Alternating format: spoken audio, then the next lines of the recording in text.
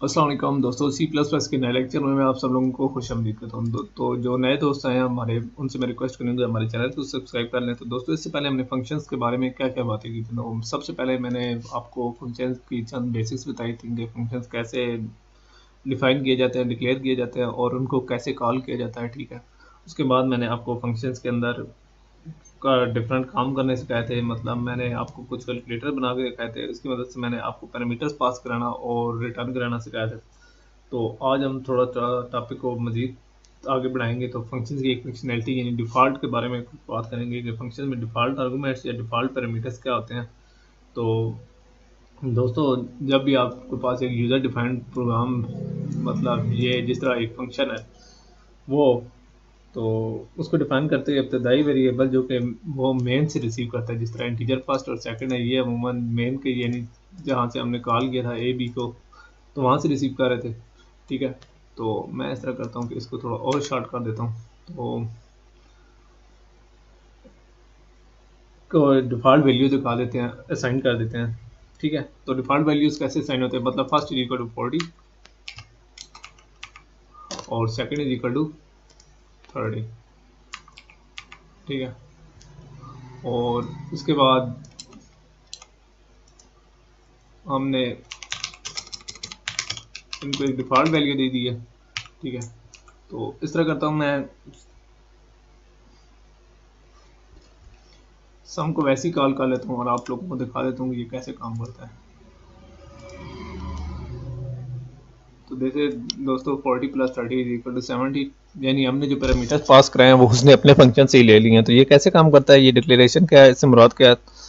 तो इससे मुराद यह है कि हमने पैरामीटर्स को, जो भी हमारे पैरामीटर्स थे, मतलब फर्स्ट और सेकंड दो वेरिएबल थे, हमने उनको डिफाइन करते साथ साथ हमने उनको डिफ़ॉल्ट वैल्यू से साइन करा दी है। इससे होता क्या है, तो दोस्तों जैसा कि मैंने आप लोगों को ये अभी रन करके दिखाया था, तो कभी कभार यानी हमने फंक्शन में ये फंक्शनैलिटी तो रखी है, ये फर्स्ट और सेकंड लेता है, लेकिन कभी कभार हमारा फंक्शन में ऐसे होता है कि हम दो वैल्यूज़, मतलब ये 50 और 60 हैं, ये हम नहीं देते प्रोग्राम को, और हम करना भूल जाते हैं, या कोई प्रोग्राम का कोई और मॉड्यूल, क्योंकि हमारा जो सब यूज़र डिफाइंड फंक्शन है वो तो एक यूनिवर्सल फंक्शन है, हम वैल्यूज असाइन करना भूल जाते हैं। तो ये देखें 110 आ गया। ठीक है, अगर ये वैल्यू हम करना भूल जाएं तो हमारे प्रोग्राम वहाँ स्टिक कर जाएगा, भाई मैं नहीं करता। तो ये हमारे प्रोग्राम की खूबी तो ना हुई, बल्कि ये हमारे प्रोग्राम की एक बदसूरती हो गई, या उसमें एक बग हो गया। ठीक है, तो ये हमें कोशिश करनी चाहिए कि यूज़र अगर जो कहता है तो हम ज़्यादा से ज़्यादा उसमें फंक्शनैलिटी डालें।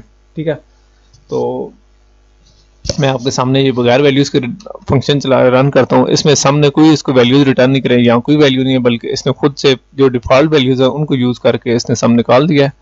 तो ये हमारे प्रोग्राम की खूबसूरती थी। तो इसमें आपने महसूस किया होगा कि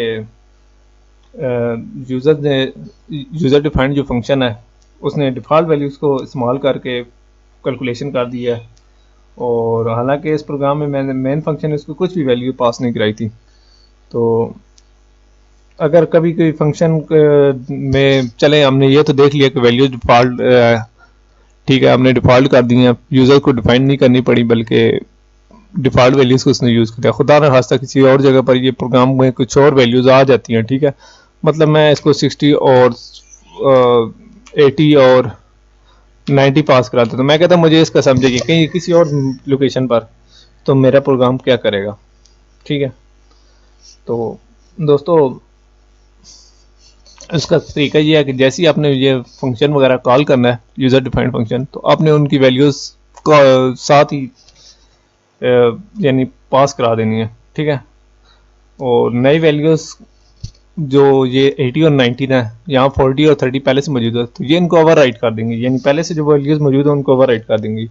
तो ये मैं आपको रन करके दिखाता हूँ। तो ये आ गया 90, 80, 70, और इसने 40 और 30 को इसमें नहीं किया। हाँ, एक और भी सूरत हाल हो सकती है कि ये बजाय खाली होने के यहाँ सिर्फ एक वैल्यू आ जाए, मतलब जिस तरह 70 है, मैं आपको रन करके दिखाता हूँ। ये एक 70 पास किया, तो ये क्या करेगा, ये तो 100 दे रहा है। ठीक है, 70 40 110 होना चाहिए, या 40 30 70 होना चाहिए, ये क्या चक्कर है। तो मैं यूँ है कि क्योंकि हमने सिर्फ एक वैल्यू फंक्शन को पास कराई है, यानी 70 पास कराया, तो फंक्शन ने, यूज़र डिफाइंड फंक्शन ने कहा जी भाई हमें तो फंक्शन ने सिर्फ एक वैल्यू दी है, उसने 40 की जगह 70 को प्लेस कर दिया और सेकंड को उसने नहीं छेड़ा, तो उसने 30 कर दिया। ठीक है, तो उसने पहली वैल्यू को कोई फर्स्ट पैरामीटर समझ के ओवरराइट कर दिया और दूसरी वैल्यू को तकरीबन नहीं छेड़ा। ठीक है, यानी सी प्लस प्लस में जब भी कोई सिंगल पैरामीटर पास कराएंगे तो वो डेस्टिनेशन फंक्शन को सिर्फ एक यानी पहले वाली वैल्यू को असाइन करेगा, जबकि और इसी तरीके से अगर हम दो पैरामीटर पास कराते जिस तरह हमने पहले कराए थे, मतलब 70 और 90 में कर लेता हूँ, तो ये इस फंक्शन में दोनों वैल्यू को ओवरराइट कर देगा और डिफ़ॉल्ट वैल्यूज़ नहीं देगा। ठीक है, ये हो गया। तो आप लोगों ने देख लिया है कि डिफ़ॉल्ट वैल्यूज़ किस तरह काम करती हैं। तो यहाँ तक तो हमने बात कर लिया है कि डिफ़ॉल्ट वैल्यूज़ को हम यूज़ कर सकते हैं। तो अब हम थोड़ी सी बात कर लेते हैं फंक्शन प्रोटोटाइपिंग की। फंक्शन प्रोटोटाइपिंग आप लोगों को पता है किस तरह की जाती है। मतलब मैं ये फंक्शन उठा के ना एंड पे ले जाता हूँ, तो क्या होगा, तो ऐसे होगा कि भाई ये मैंने कर लिया, तो इसका मुझे एक प्रोटोटाइप भी तो देना पड़ेगा। मतलब ये कॉपी करके हम एंड पर सेमीकोलन लगा देते तो हम कह देते प्रोटोटाइपिंग हो गई। लेकिन आप लोगों ने यहाँ एक चीज़ ध्यान में रखनी है, ठीक है, कि जब भी आप प्रोटोटाइपिंग करते हैं तो आपको थोड़ी सी तब्दीलियाँ करनी है। मतलब आपने ये फर्स्ट और सेकंड वैल्यूज़ तो चलें डिफ़ॉल्ट वैल्यूज़ बता दी हैं, लेकिन जब आप ऊपर बता देंगे ना, तो फिर आपको यहाँ बताने की कोई ज़रूरत नहीं है, बल्कि आप यहाँ यूज़ नहीं करेंगे। ठीक है, ये हमारे प्रोग्राम की खूबसूरती है। और आपने देखा है 90 और 70 को 160 कर दिया है। सिमिलरली अगर मैं यहाँ वैल्यूज़ असाइन ना करूँ तो ये क्या करेगा, मैं आपको दिखा देता हूँ। तो 30 और प्लस 40 इज इक्वल टू 70, यानी ये इस तरीके से काम करेगा। तो जो हमारे पास डिफ़ॉल्ट वैल्यूज़ हैं वो हम प्रोटोटाइपिंग में लिख देंगे और जहाँ फंक्शन को हम डिक्लेयर करेंगे वहाँ नहीं लिखेंगे। तो दोस्तों यही हमारा था। तो नेक्स्ट में वीडियो में हम बात करेंगे वेरिएबल्स को और यूनिट स्कोप की, यानी रेजोल्यूशन ऑपरेटर की। तो वो एक इंपॉर्टेंट टॉपिक है, तो मैं इसके साथ इजाज़त